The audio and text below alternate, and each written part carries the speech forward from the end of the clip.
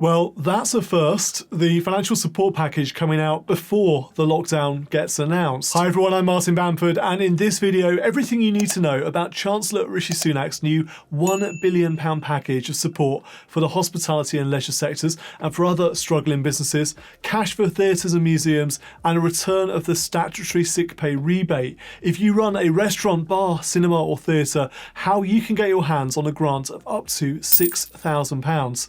And does this announcement and funding go anywhere near far enough to keep these struggling sectors afloat during a difficult economic winter? I'll get straight into the juicy details before I talk about what I think it all means. And this announcement earlier this afternoon is really broken down into three main parts. Part one is funding for the leisure and hospitality sector, for those businesses hardest hit by the latest surge in COVID-19 cases, those cases being driven by the Omicron variant. The headlines are grants worth up to £6,000 per business, but we need to dive a little bit deeper to understand what individual businesses can actually claim. The grant scheme is actually split into two. Restaurants, bars, cinemas and theatres can apply for grants of up to £6,000 for each of their premises. I say up to £6,000 as the amount of cash grant that you can claim depends on the rateable value of your premises, which I'll explain in just a second. Those grants are worth a total of £683 million in total in England. Of course, this all applies to England, as I'll explain in just a moment. Part two is for struggling businesses outside of the leisure and hospitality sector, and they can apply to their local authority for an additional restrictions grant. And there's an additional funding of £102 million made available for that additional restrictions grant. But starting with the hospitality and leisure sectors, if the rateable value of your premises in England is between £0 and £15,000, you can claim a grant of £2,700. The grant is £4,000 for a rateable value between £15,000 and £51,000, and then the £6,000 grant, that headline amount we keep seeing, that applies if you have a rateable value above £51,000. Now, as I mentioned, this applies in England. Devolved nations are going to get equivalent funding under the Barnett formula, and they'll decide how they can use that. And in order to claim a grant, you must run a solvent business as a ratepayer in the hospitality and leisure sector. So, for example, a pub, hotel, restaurant, bar, cinema or amusement park. But I hear you ask me, what if you're not a business in the hospitality or leisure sector, but your business has still been hit by the latest wave in cases? For example, you're part of the supply chain to hospitality and leisure sector businesses. Well, event organisers would fall into that category. We've heard from lots of them recently that they're struggling this month too. That's where the additional restrictions grant comes in. And the Treasury has given local authorities a further £102 million of funding for this scheme. However, and I think I'm right to express some concerns about this, local authorities in England are still hanging on to £250 million of central government funding for that additional restrictions grant scheme. Money they're yet to pay out. Why on earth have they not put that cash into the hands of those businesses that need it most? Yet they're getting another £102 million in grant funding, and I just hope they're not going to hang on to that money for months and months to come as well. Away from the hospitality and leisure grants, away from these additional restrictions grants that local authorities might or might not deem to pay out to businesses, Rishi Sunak also announced £30 million of additional funding for the Culture Recovery Fund. That's so theatres, arts venues and museums can apply for more financial support during the winter. And then on statutory sick pay, we've got a return to the rebate scheme. That means that businesses who have got fewer than 250 employees can claim money back from the government to cover sick pay for employees who are affected by COVID.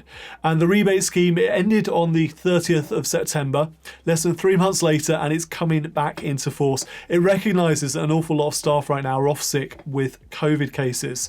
Statutory sick pay is £96.35 a week, and that money is paid to employees by their employer.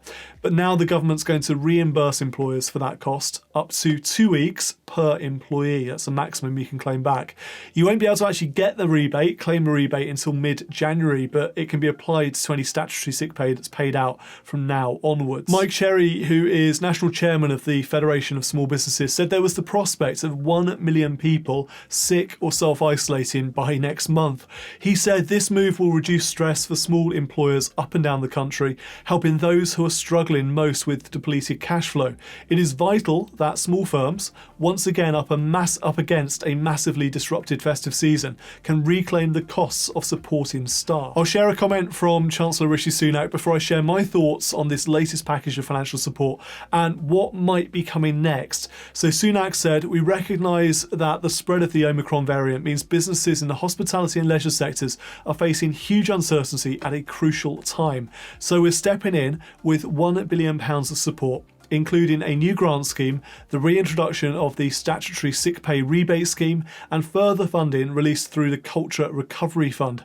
Ultimately, the best thing we can do to support businesses is to get the virus under control, so I urge everyone to get boosted now." Okay then, is all of this any good for businesses? Well, it's better than nothing, but realistically for most it's just a drop in the ocean, particularly in this hospitality and leisure sector, who seem to be really getting it in the neck right now. What should be the most profitable time of the year for them.